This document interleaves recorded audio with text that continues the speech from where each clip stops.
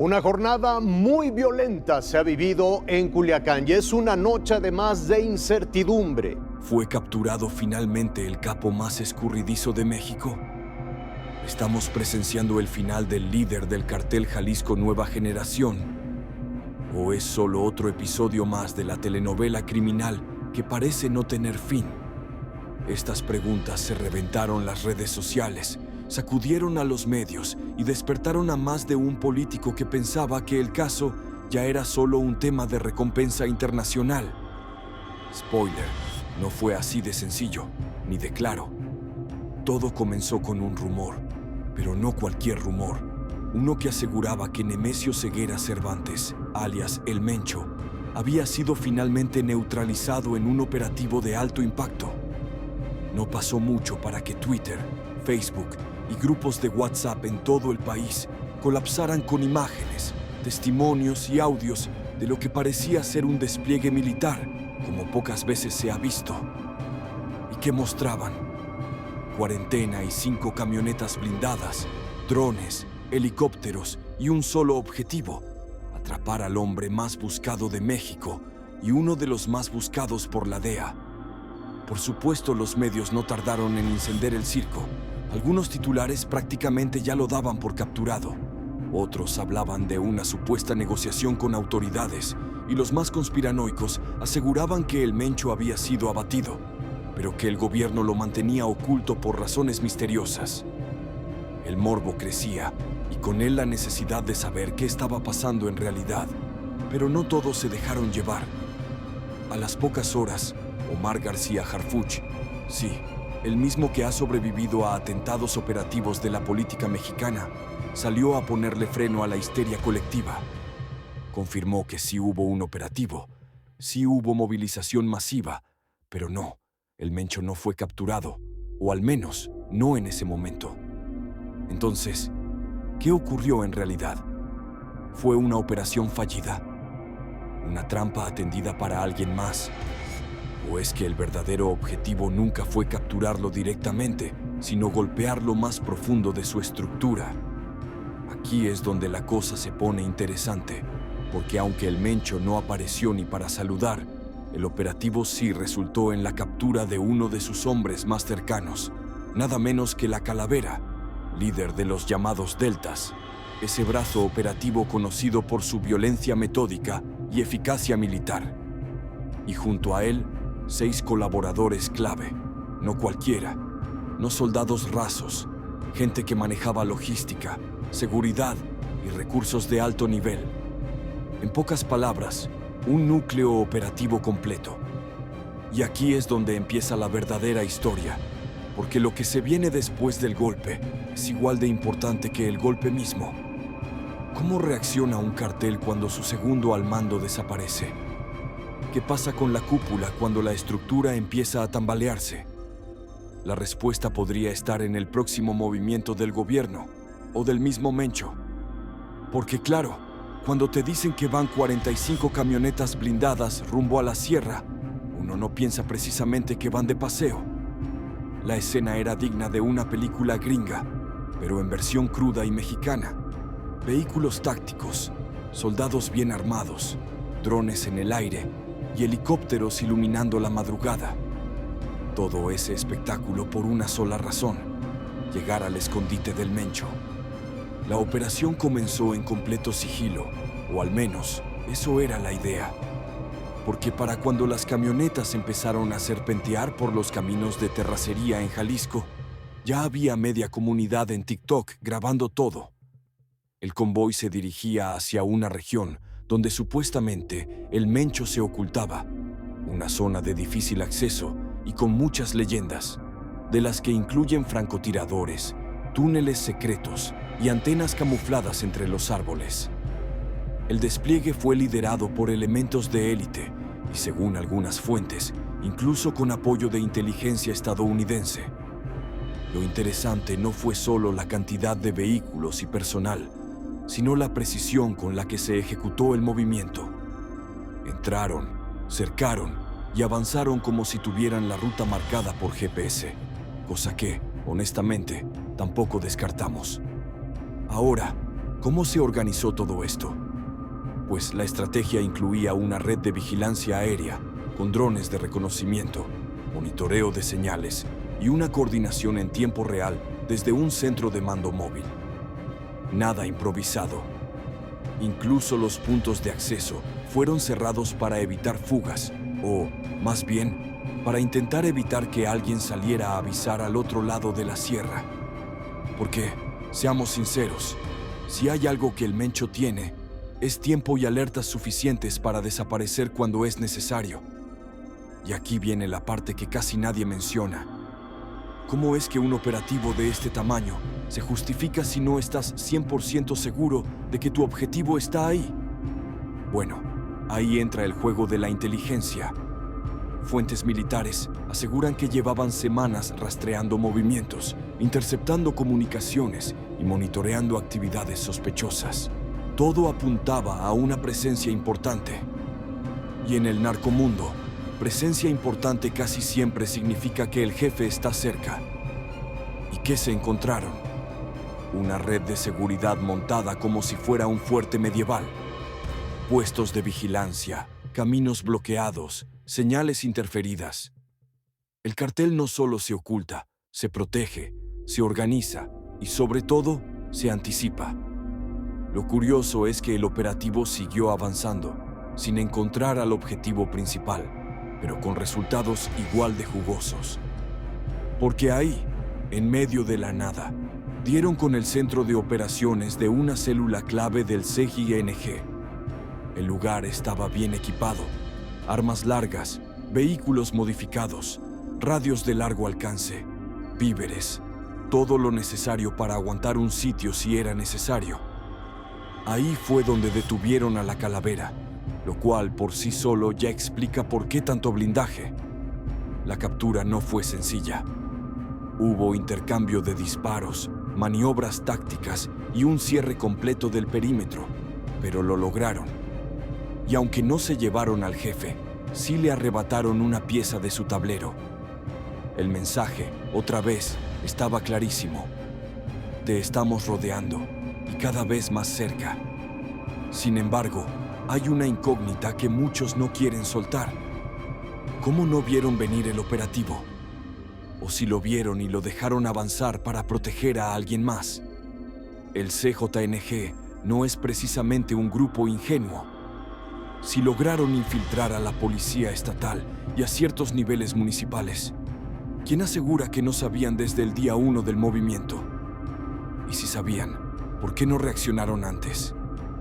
¿Acaso fue una distracción? ¿O el mensaje se movió minutos antes, como sugieren algunos vídeos no confirmados?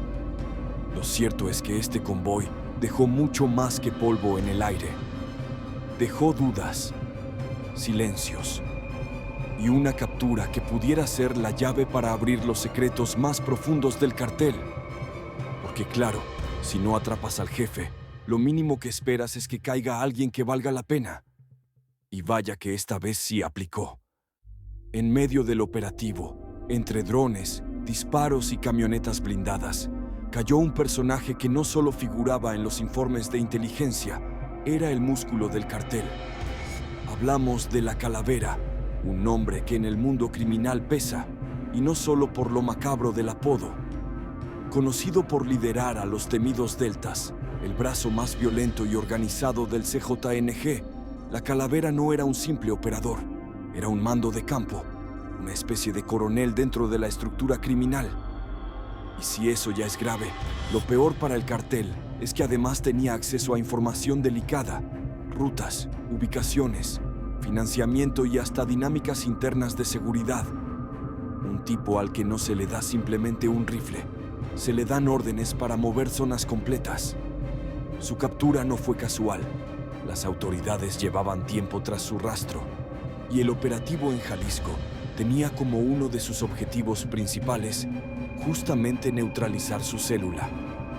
Que se haya logrado en esas condiciones y sin bajas civiles ya es un logro en sí. Pero más allá del espectáculo mediático, lo que esto representa para el CGING es mucho más profundo. ¿Por qué? porque la Calavera era uno de los últimos cuadros con lealtad directa al Mencho, un operador de confianza, con autonomía para actuar, pero alineado a la cúpula. Su caída no solo significa pérdida operativa, sino un vacío que puede derivar en dos cosas: fractura o paranoia, y en el mundo narco, ambas son igual de peligrosas. Junto a él, fueron detenidos al menos 6 colaboradores directos. No se trata de simples halcones.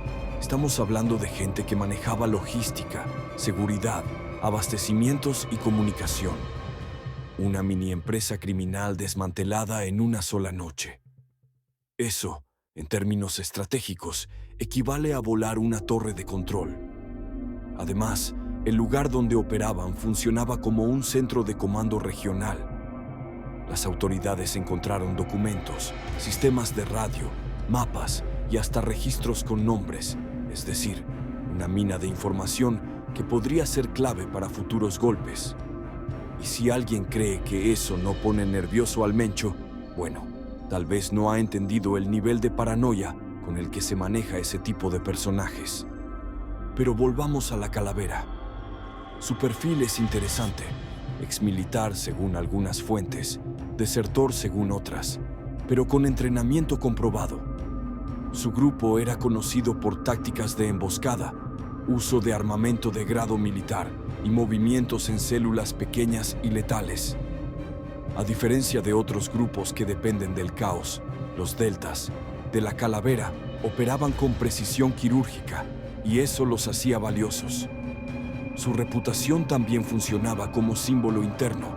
Era una figura de poder entre los mandos medios, alguien que imponía respeto y mantenía el control sobre zonas claves. Su caída, por tanto, tiene un efecto dominó. Desmoraliza a sus subordinados, genera desconfianza entre otros mandos y abre la puerta a disputas internas por el control.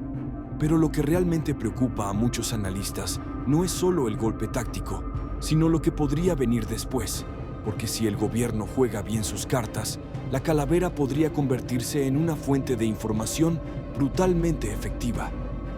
Hablamos de detalles sobre rutas, zonas de operación, lavado de dinero, contactos internacionales.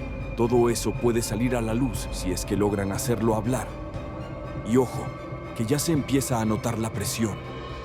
Horas después del operativo, se registraron movimientos extraños en varias regiones donde opera el CJNG.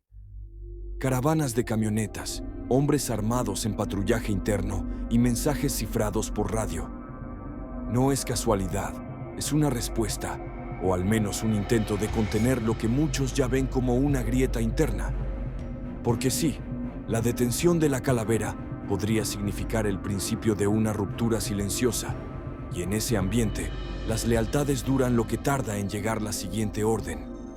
Si antes todo giraba alrededor de la figura del Mencho, ahora empieza a surgir una pregunta incómoda. ¿Quién queda para asumir el control en caso de que él caiga? Por lo pronto, lo único claro es que esta operación golpeó el corazón operativo del CJNG. Pero, como todo golpe, también genera consecuencias. ¿Cómo se reorganizarán? ¿Quién tomará el control del brazo armado ahora descabezado? Y lo más importante, ¿qué hará el Mencho ahora que sabe que su círculo ya no es intocable? Porque claro, si no atrapas al jefe, al menos que caiga alguien que de verdad duela. Y esta vez no decepcionó. En medio del despliegue de fuerza en la Sierra de Jalisco, cayó un personaje que no era precisamente un extra en esta historia, la Calavera, el brazo operativo más letal del CJNG. Su función no era solo ejecutar órdenes.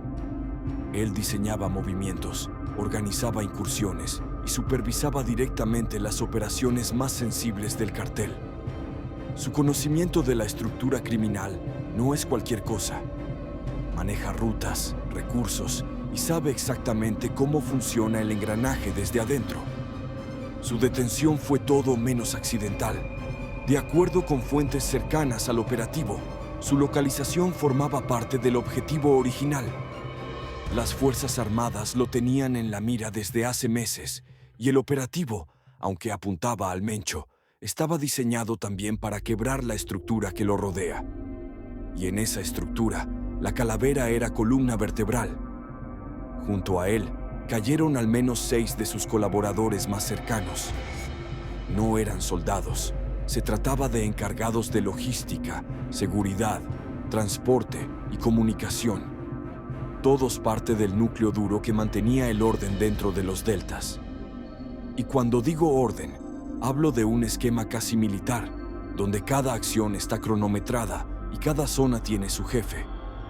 La eficiencia que les daba terror también les daba poder.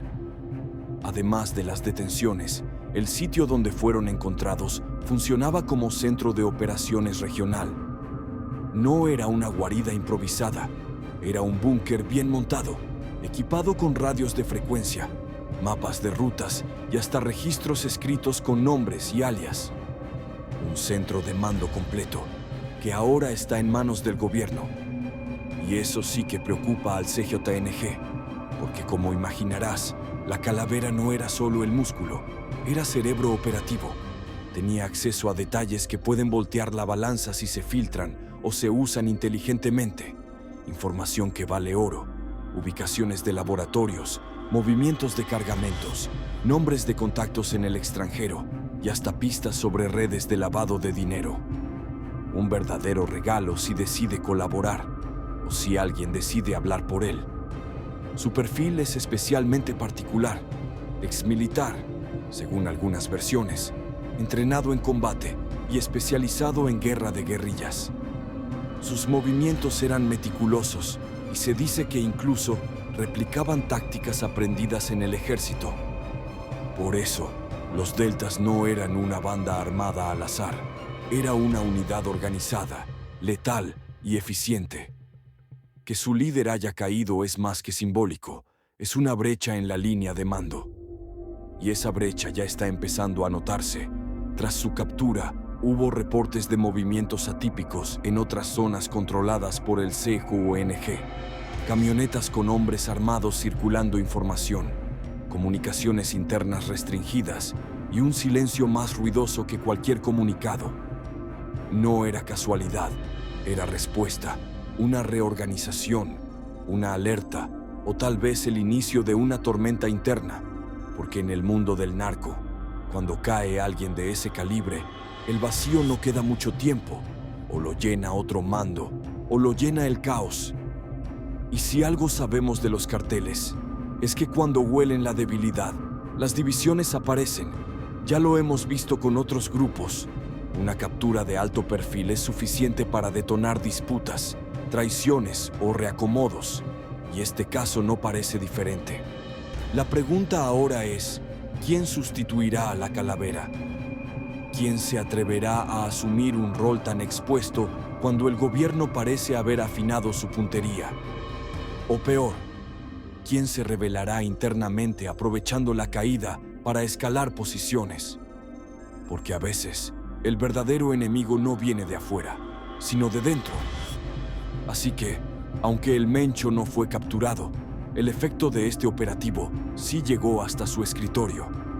La detención de uno de sus hombres de mayor confianza no es solo un golpe, es una advertencia. ¿Será suficiente para desatar una fractura interna o solo reforzará la paranoia en la cúpula del CJNG? Porque claro, con todo ese operativo y semejante despliegue, uno pensaría que tenían al Mencho acorralado. Pero número, ni un rastro, ni una pista, ni siquiera una selfie filtrada del capo huyendo en sandalias. Nada. El objetivo principal, el hombre por el que Estados Unidos ofrece $15 millones, simplemente no estaba ahí. O eso dicen. Y aquí es donde la historia empieza a oler raro. Porque cuando capturas al segundo al mando, te llevas 6 operadores clave, incautas armas, tecnología, y encima montas un operativo con 45 camionetas, drones y helicópteros. ¿Me vas a decir que todo fue sin saber si el jefe estaba ahí? ¿De verdad? ¿Alguien se le escapó un detallito o alguien se hizo el desentendido? La versión oficial de Harpuch fue clara. El operativo sí existió, pero no encontraron al Mencho. ¿Y eso qué significa? Que nunca estuvo, que se movió justo antes o que alguien lo ayudó a irse. Porque no olvidemos que el Mencho no es nuevo en esto. Ha logrado evadir operativos en al menos 3 ocasiones anteriores, siempre con una precisión que parece más bien una advertencia. Puedo verlos antes de que lleguen. Y aquí entra el gran fantasma de siempre, la filtración interna. Muchos analistas aseguran que el CJNG tiene ojos y oídos donde importa, dentro de corporaciones policíacas, en niveles estatales, incluso en algunas áreas federales. Y cuando tienes esa clase de red, cualquier operativo se convierte en una carrera contra el tiempo y contra el soplón. Pero hay una teoría más incómoda, que en realidad se lo tenían ubicado, pero prefirieron no capturarlo. Que sí, suena conspiranoico, pero hay quienes aseguran que atraparlo ahora podría generar un descontrol total en el equilibrio criminal del país. Porque si algo sostiene ese cartel, es precisamente su liderazgo unificado. Quita al Mencho de la ecuación y podrías tener una guerra de sucesión que haría que las balaceras actuales parezcan ensayos. Sea como sea, la verdad es que su paradero sigue siendo un misterio. Lo último que se sabe, si es que se puede confiar en los informes de inteligencia filtrados a medios, es que se estaría moviendo entre 6 municipios del Cinturón de Seguridad en la Sierra de Jalisco, una zona controlada milimétricamente por su red de colaboradores, donde incluso recibe atención médica especializada por una supuesta enfermedad renal. Sí, porque para acabar de completar el cuadro, todo apunta a que el Mencho no solo es escurridizo, también está enfermo. Según reportes, sufre de daño renal y requiere asistencia médica regular. Y aún así, no lo han podido capturar. Lo cual, sinceramente, da mucho en qué pensar sobre la efectividad de los operativos, o peor aún, sobre quién no quiere que lo encuentren. Mientras tanto, la narrativa oficial insiste. Fue un golpe importante. Se están debilitando las estructuras y pronto caerá. El problema es que esa promesa ya la hemos escuchado antes y cada vez que lo dicen, el Mencho desaparece un poco más, como si supiera exactamente cuándo y cómo replegarse, como si tuviera acceso al Mencho antes de que los mismos mandos operativos. Entonces, la pregunta es inevitable. Si con 45 camionetas, drones, helicópteros y semanas de planeación no lograron atraparlo, ¿qué va a cambiar en el próximo intento? ¿O es que simplemente estamos jugando la persecución sabiendo que el final no está tan cerca como parece? Porque sí, mientras todos hablaban de helicópteros, camionetas blindadas y nombres rimbombantes como la Calavera, hubo un pequeño detalle que muchos pasaron por alto. La gente que vive ahí, sí, esos miles de civiles que no están en el cartel ni en el ejército, pero que quedaron en medio de un escenario que parecía sacado de Call of Duty, versión México. La Sierra de Jalisco, con sus camiones de terracería, montañas tensas y comunidades dispersas, se convirtió por unas horas en un campo de guerra no declarado. Testigos hablaron de luces en el cielo, explosiones a lo lejos y helicópteros sobrevolando a baja altura. Y aunque muchos ya están acostumbrados al ruido raro por la noche, esta vez fue distinto. Esta vez la guerra tocó su puerta. Videos grabados por habitantes muestran la magnitud del despliegue. Camionetas blindadas pasando por frente de casas humildes, soldados tomando posiciones en cruces rurales y drones sobrevolando como si estuvieran cazando fantasmas. Para muchos, esa madrugada no fue una demostración de seguridad, fue una advertencia, un recordatorio de que están atrapados en medio de 2 fuerzas que no consultan a nadie antes de disparar. Y no es para menos, durante años, las comunidades de esta zona han vivido bajo la sombra del CJNG, control territorial, cobro de cuotas, vigilancia forzada y un ambiente donde hablar demasiado puede costarte la vida. En ese contexto, cuando llegan las fuerzas del Estado, la reacción no siempre es de alivio. A veces, es solo miedo multiplicado por 2, porque claro, quien protege al civil cuando empieza el operativo, a donde puede correr una familia, cuando los disparos suenan cerca y no hay refugios, ni ambulancias, ni explicaciones. Muchos de los pobladores simplemente se encerraron y rezaron por no estar en el lugar equivocado a la hora equivocada. Así de simple y así de crudo. Pero hay otro detalle que no se puede ignorar. Este tipo de operativos, aunque necesarios, muchas veces dejan una estela de consecuencias no tan visibles, represalias, desplazamientos forzados, amenazas, porque cuando se captura a alguien como la Calavera, su gente no se queda sentada esperando la parte oficial. Hay ajustes de cuentas, castigos ejemplares y a veces nuevas imposiciones para controlar el territorio perdido. Y aquí está la ironía más cruel de todas. La misma gente que celebra que haya acción contra los narcos, desde sus casas en las ciudades, muchas veces olvida que esta acción ocurre en lugares donde hay escuelas, iglesias, tiendas pequeñas y niños que ahora no saben si volverán a clases porque su comunidad quedó militarizada por tiempo indefinido. De hecho, algunos reportes indican que, tras el operativo, varias comunidades quedaron con acceso restringido, no por parte del ejército, sino por las mismas células del cartel que buscan evitar más filtraciones. Es decir, se cierra el paso, se controla quién entra y quién sale, y se castiga al que hable de más. Todo esto, claro, mientras los titulares celebran el éxito del operativo. Entonces, ¿cuál es el precio real de estos golpes?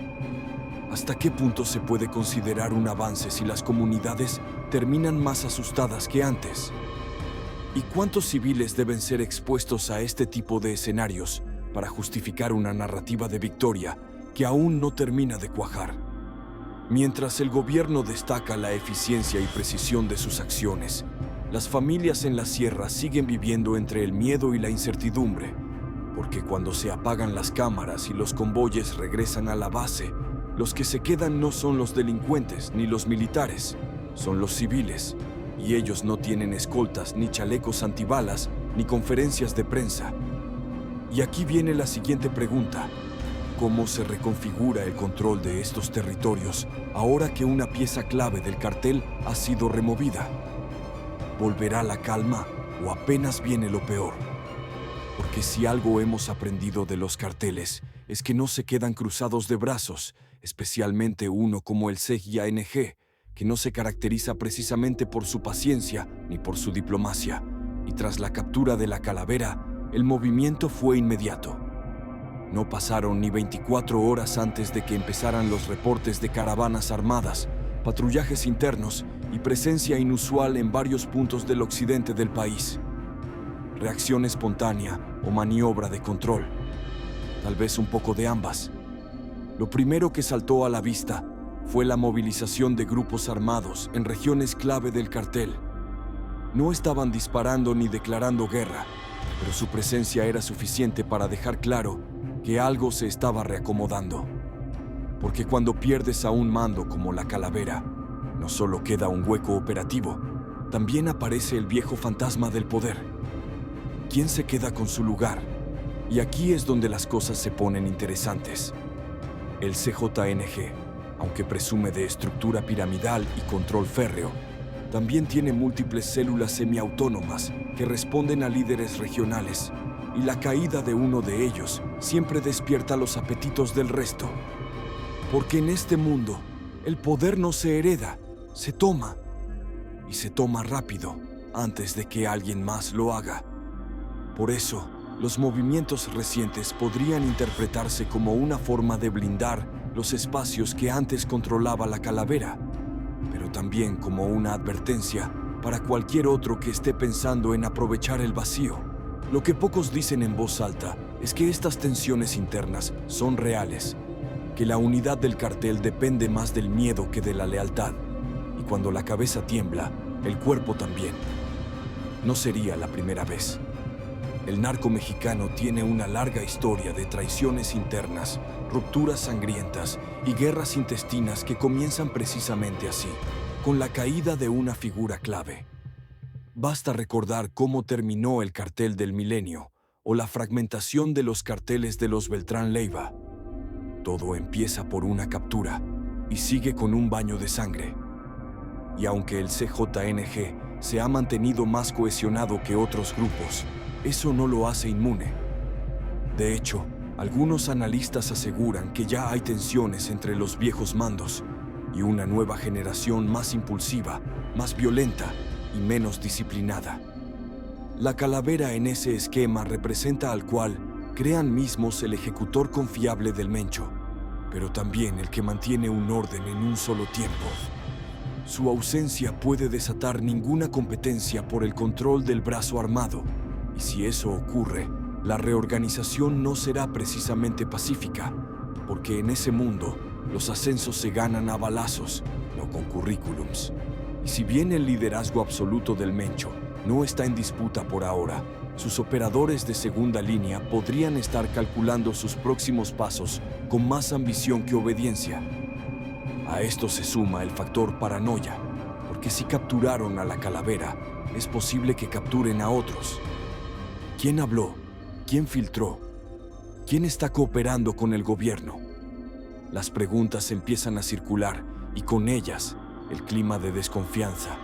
Y en un entorno donde las traiciones se pagan con plomo, eso puede encender una purga interna.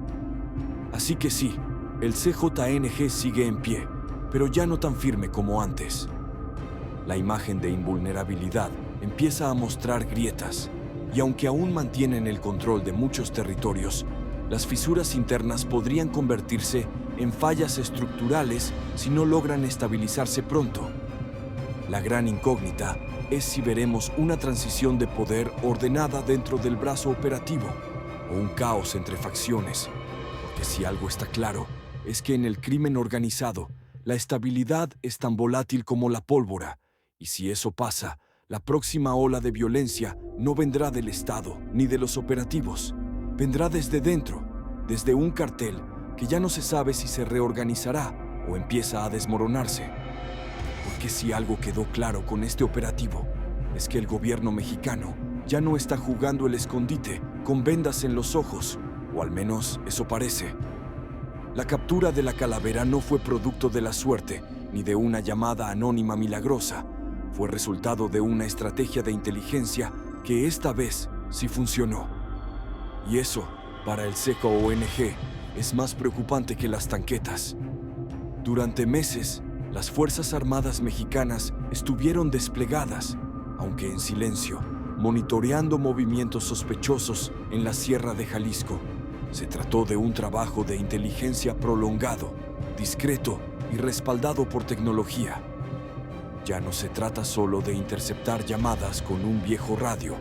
Ahora hablamos de drones, satélites y análisis de patrones de comportamiento y hasta herramientas de reconocimiento facial. Sí, porque el Largo también se modernizó, pero esta vez el Estado decidió actualizarse.